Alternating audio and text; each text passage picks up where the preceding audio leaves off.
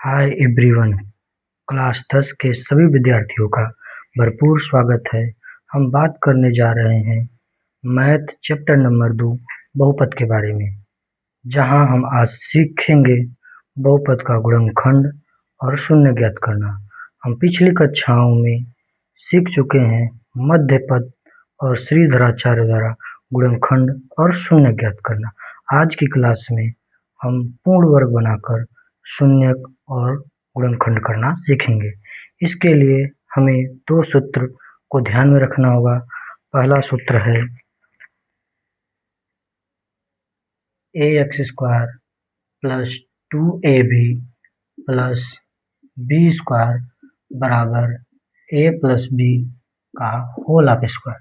दूसरा सूत्र होता है a square minus 2ab plus b square बराबर a माइनस b का होल ऑफ स्क्वायर। सर्वप्रथम हम इन दोनों सूत्र को कंट्रास्ट कर लेंगे। इन्हीं दोनों सूत्र से किसी एक सूत्र का उपयोग होकर हमारे सवाल में प्रयोग होगा। यहाँ पर देख रहे हैं a स्क्वायर, इसका मतलब है इसके प्रथम पद को a स्क्वायर के रूप में बदलना होगा। अगर नहीं है तो उसे बदलना होगा। यहाँ पर देख रहे हैं यह a स्क्वायर के रूप में है लेकिन 2 नहीं है, इसलिए 2 को हम हटा देंगे दोनों पक्षों में 2 से भाग देकर। चलिए हम लिखते हैं दोनों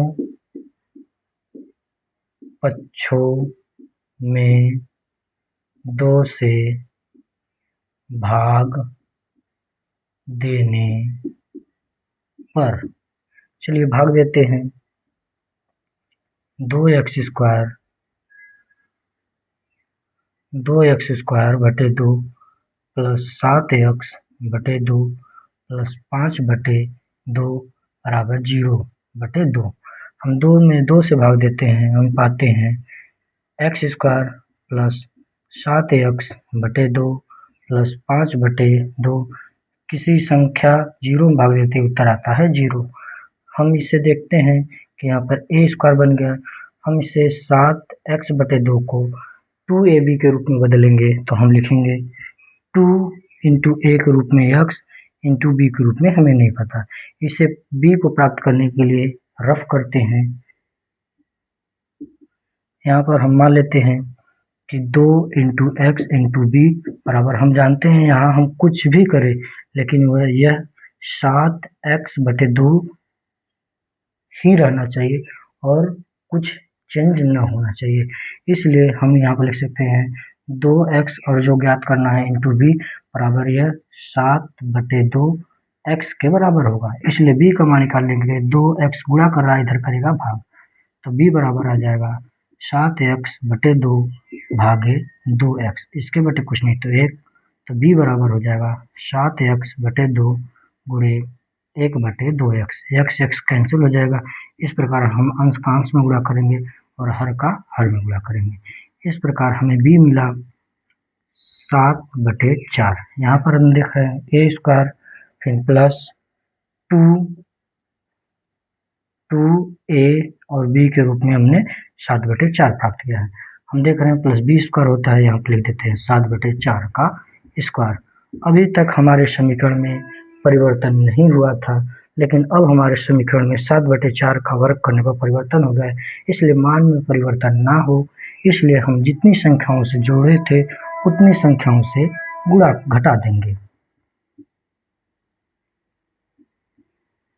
इस प्रकार अगली संख्या प्लस 5 बटे 2 बराबर 0। हम x square plus 2x into 7 बटे 4 प्लस 7 बटे 4 का होल ऑफ स्क्वायर, इतनी संख्याएं हमारे सूत्र a square plus 2ab plus b से एज इट इज मिल रहे हैं।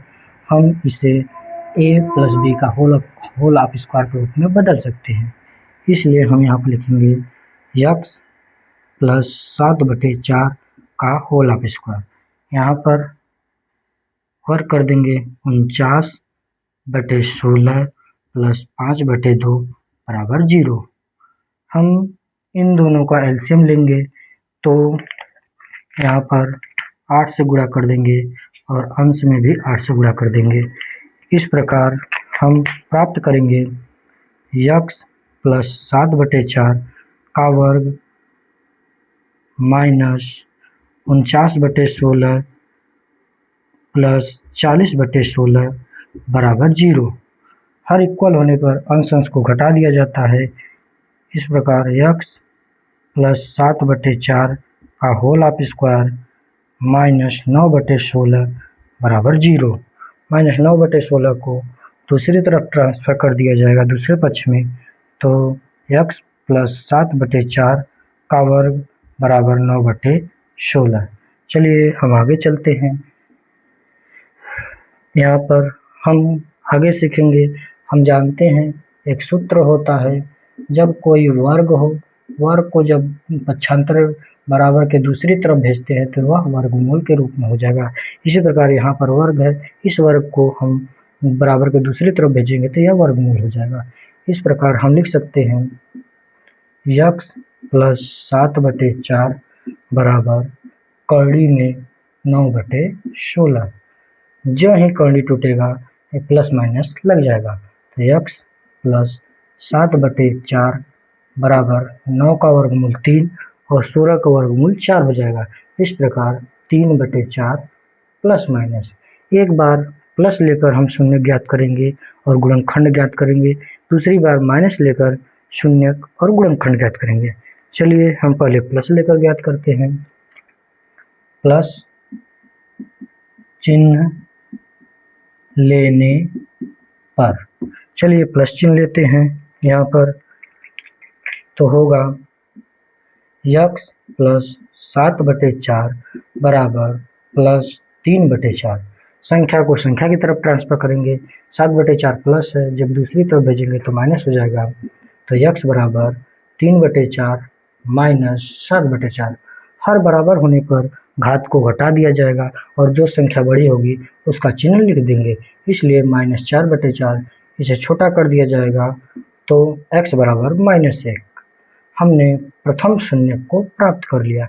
हमें प्रथम गुणनखंड प्राप्त करने के लिए -1 को x की तरफ भेजेंगे तो हमें प्रथम गुणनखंड भी मिल जाएगा, भेजेंगे तो +1 बराबर 0। इस प्रकार हमने पहला गुणनखंड भी प्राप्त कर लिया। चलिए अब हम प्लस चिन्ह लेकर हल किए हैं। अब हम चलते हैं माइनस चिन्ह लेने पर। चलिए आगे, x प्लस 7/4 बराबर -3/4। संख्या को संख्या की तरफ ट्रांसफर करेंगे तो हम पाएंगे x बराबर -3/4 माइनस 7/4। हर बराबर होने पर घातों को जोड़ या घटा दिया जाएगा। यहाँ पर दोनों घात माइनस माइनस में है, इसलिए जुड़ जाएगा तो प्राप्त होगा -10/4। इन्हें छोटा कर दिया जाएगा तो x बराबर -5/2। इस प्रकार हमने दूसरा शून्य ज्ञात कर लिया। अब हमें दूसरा गुणनखंड ज्ञात करने के लिए पहले 2 को x की तरफ भेजना होगा। 2 यहाँ पर भाग दे रहा है, जब 2 को x की तरफ ले जाएंगे तो गुणा कर देगा। इस प्रकार 2x बराबर -5। -5 को भी 2x की तरफ ट्रांसफर कर देंगे तो हम पाएंगे 2x प्लस 5 बराबर 0। इस प्रकार हमने द्वितीय गुणनखंड भी प्राप्त कर लिया। इसलिए द्वितीय गुणनखंड भी प्राप्त कर लिया। चलिए हमने आज आपको पूर्ण वर्ग बनाकर गुणनखंड और शून्य ज्ञात करना सिखा दिया। हम आशा करते हैं आप सभी को यह गुणनखंड करना अच्छी तरह आ गया होगा। चलिए आज के लिए क्लास यहीं पर समाप्त करते हैं। धन्यवाद।